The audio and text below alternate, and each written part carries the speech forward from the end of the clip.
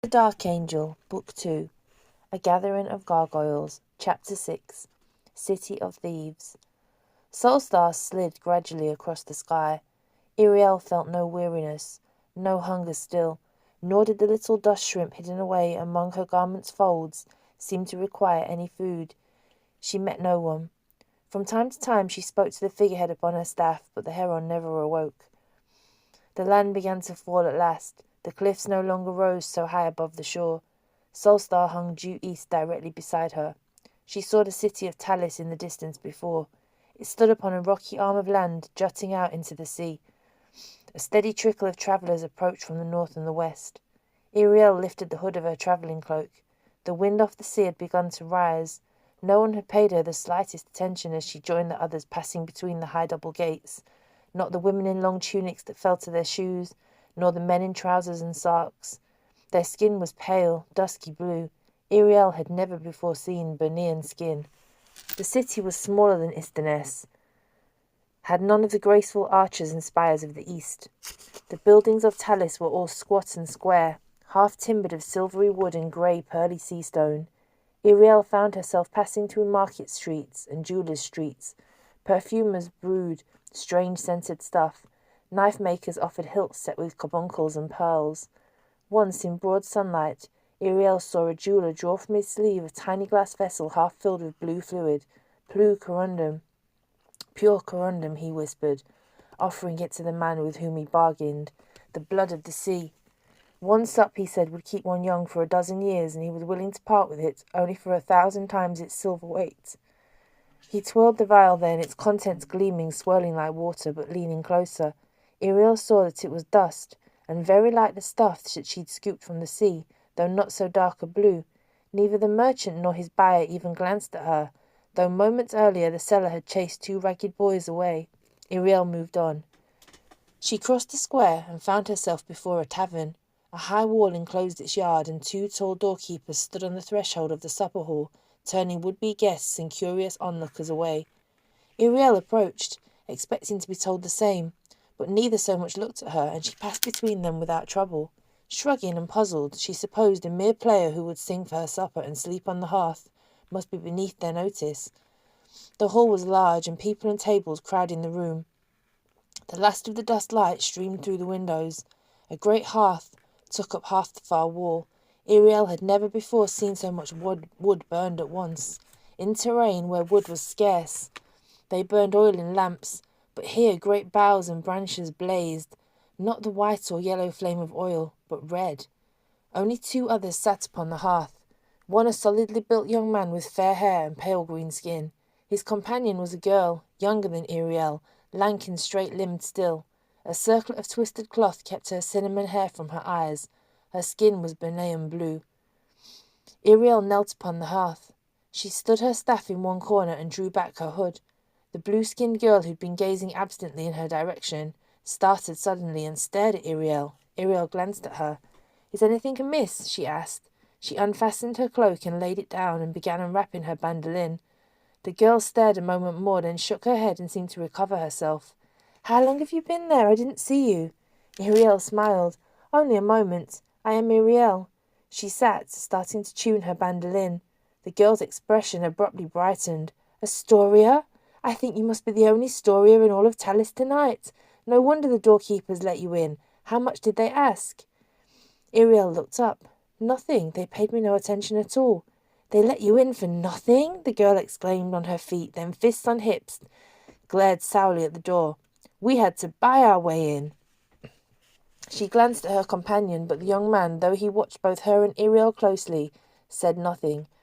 In time, Iriel began to wonder if he even had a tongue. The blue-skinned girl shrugged and sat down again. "Well, no matter. We should make it back in 3s tonight."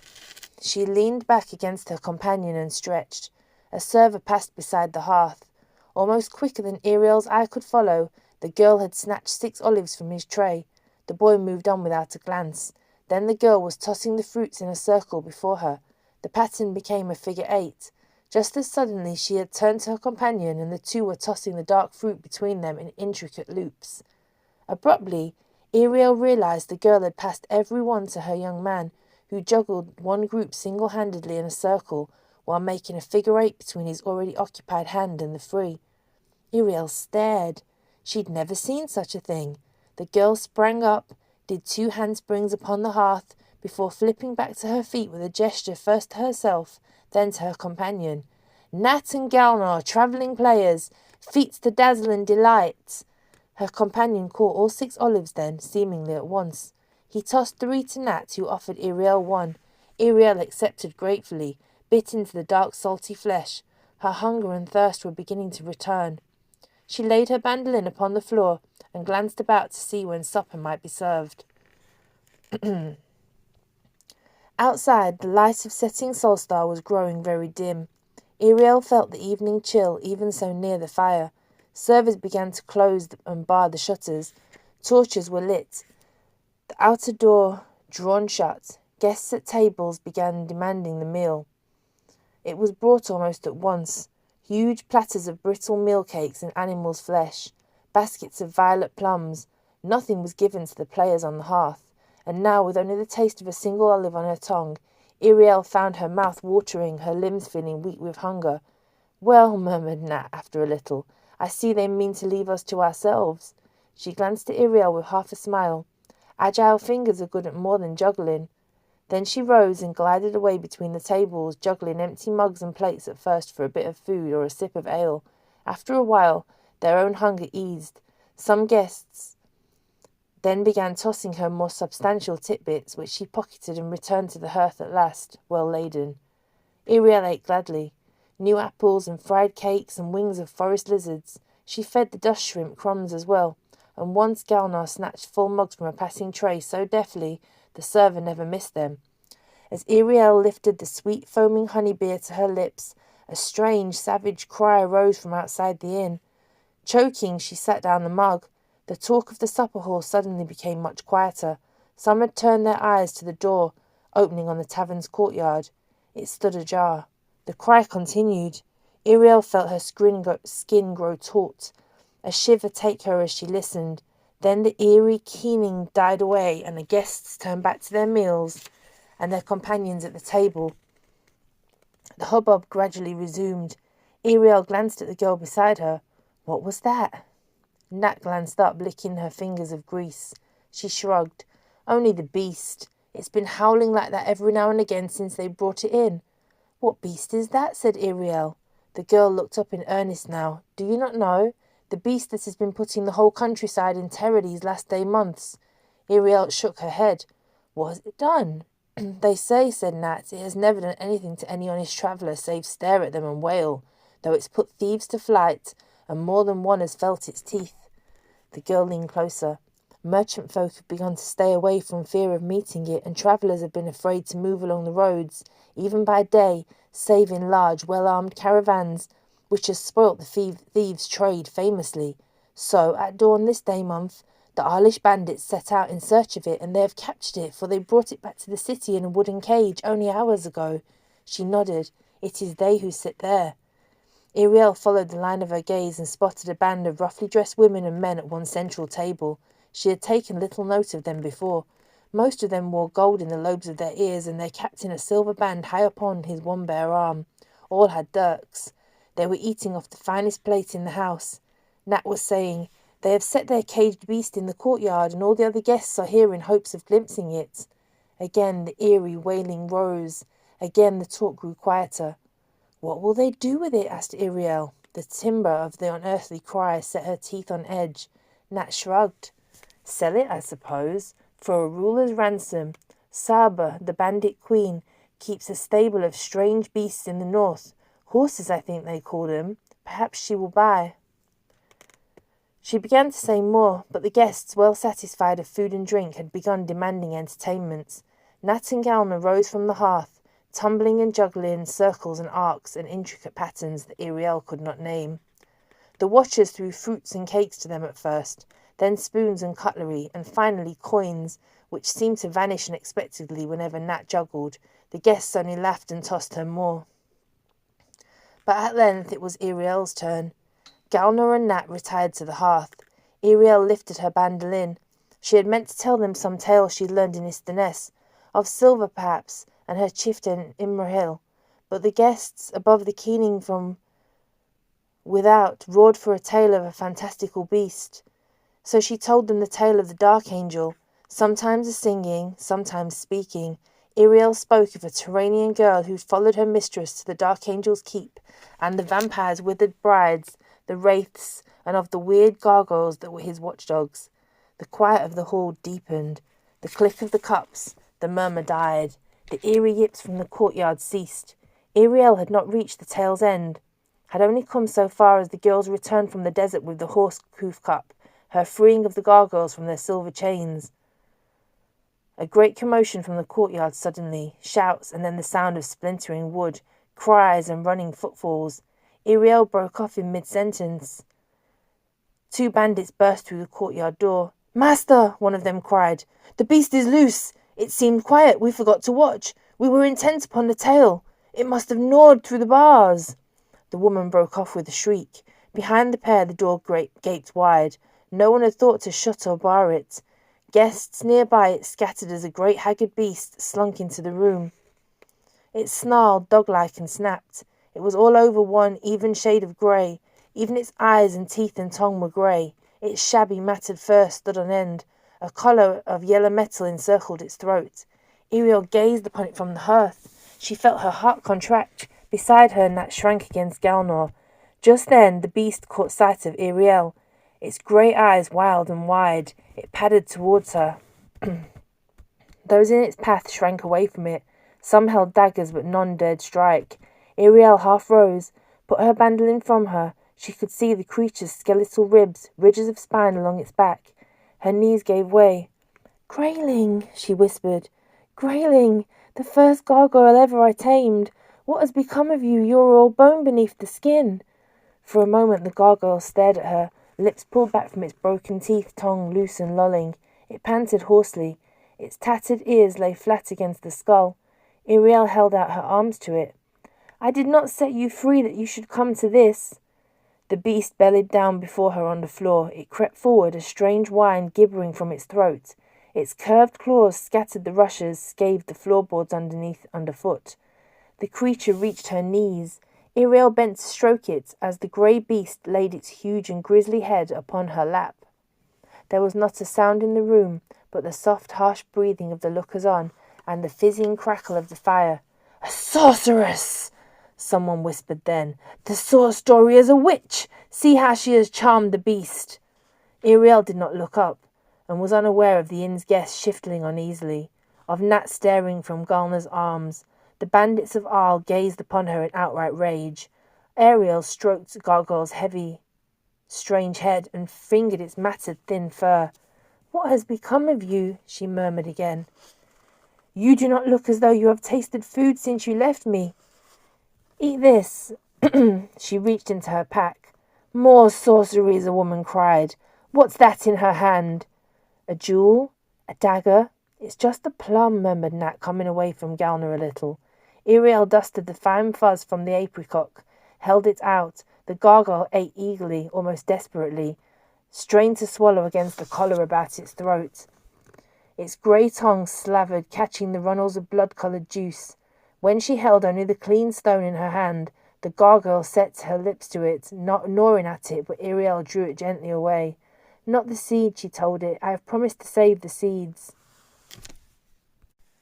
She put the stone away in Hedin's robe, stroked the head of the grey beast again and again, for it yipped and trembled still. "Witchery," she heard someone muttering. Another voice across the room half shouted, "She will charm us all." Iriel looked up, then saw people fall back as she raised her eyes. The hard faces of the Arlish bandits made her skin creep. The gargoyle stared at them, lip twitching into a snarl. "Come, Grayling," she murmured. "I do not like our company. Let's be gone." She laid her bandolin upon the yellow silk, knotted it deftly, and reached for her staff. The gargoyle bounded away from her, gibbering. Iriel faced about, glimpsed one of the robber band under her captain's eye. Creeping forward, her sabre was drawn. The gargoyle shrieked and lunged. The woman dropped her blade and scrambled back. "A demon! A familiar!" someone was screaming. Iriel half turned, confused. Then she spotted the dust shrimp standing upon her shoulder, waving its tiny claws. Iriel thrust it back into the folds of her shift, shrugged into her travelling cloak, and slung her bandolin. "And what of those two?" a man's voice demanded. "They were with her. They did her feats by conjuring." Galna and Nat stood a half step behind Iriel. She saw the blue-skinned girl produce a dirk from nowhere. Galna caught up the stout limb from beside the hearth. "Take her staff," the master of the robbers shouted. "Without it a wizard has no power." One of the robbers darted forward and snatched the long staff, leaning against the wall.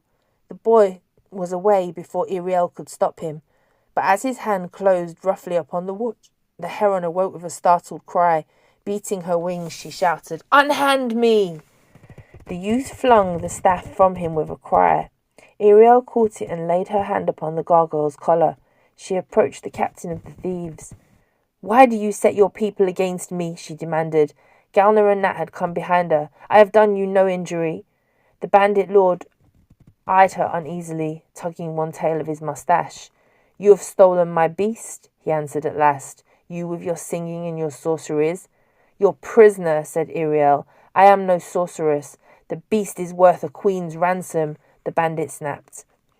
"Will you have ransom?" Iriel said. Anger welled in her for the first time then. She reached into the sleeve of Hadin's robe and drew out a handful of deep blue dust. "I own little the thieves of Talis would value, but perhaps you will find this is worth your trouble." She held her cupped hand over the table towards him. "Don't touch it, Lord," one of his people said. "It's witched." But the bandit captain's eyes were fixed on Iriel's hand. "Ah, but witches may give marvellous gifts," he murmured. "May they not?" He drew his dirk. The gargoyle snarled. But the bandit lord, with the dull edge of his blade, only tipped Iriel's hand so the dust fell in a blue stream to the table's top and spilled among the plates, sifted between threads of the table's cloth, and spattered like water through loose planks to the floor. "True corundum," the robber captain murmured. "The blood of the sea." He scooped what remained on the table into an empty dish. One of his people dashed the drink from a cup, caught the stream of blue dribbling from the table's edge. Iriel crawled upon the floorboards. Another crawled upon the floorboards, sweeping up what had fell. Iriel had not yet taken back her hand. "Is it enough?" "Enough?" the bandit captain laughed. "It's a fortune. 5 fortunes, and half again as much lost already through the cracks." "It's wizard's dust," the woman who'd lost her Cerber cried. "A dream. It will be water in the morning or sand." But the lord of the bandits was already pouring the blue from the dish into the wine flask on his belt. "Oh, we'll sell it for silver before the night is up." "What is it to me if it's ashes by morning? Go, witch, take your beast with you." He put his dirk back in the sheath. "It is enough." Iriel turned towards the door. People parted to let her through, but with scarcely a glance now. All eyes had fixed upon the blood-blue dust which the robbers still struggled to collect, their daggers now turned outward towards the crowd. Iriel, reaching the tavern door, was aware of Nat and Galna just behind, but as she made to pass through, a strong-built woman with the key-ring of an innkeeper stepped suddenly in front of her. "Here now," she said shortly. "You got in here by some devilry. Neither of my doorkeeps let you in." "They passed me through without a word," Iriel replied. "None passed my door without paying the fare, and even so you've been fed since then." "I sang for my supper," said Iriel. The innkeeper pursed her lips, folding her ample arms. She eyed Iriel's gargoyle and her staff warily, but held her ground. "And what the ruckus you've caused! Damage to my establishment's reputation, and it's no doubt a good deal of my plates disappeared." Iriel felt her lips twitching into a smile. "Peace, dame," she said. "You are a thief among innkeepers, but I will give you the only other thing I have for your trouble." She took from her pack the great waxy green lump that she'd found upon the sea. The innkeeper's eyes widened. "Ambergris," she whispered. "That's the balm that heals all sores. It's worth its golden weight." She reached for it and then checked herself. A physician would call it worth more than corundum. Her fingers darted out at last and broke a small bit off. "I'll only take so much," she said, "for I am not so great a thief as that." But she caught Iriel's sleeve as she made her pass. "Go quickly out of the city, do you hear? The captain of the Irish thieves. What's to stop him coming after you a moment he thinks of it and having both the sea blood and the beast? Iriel glanced back, but before she could speak, the woman gave her a swift shake of her head, dropping her voice very low.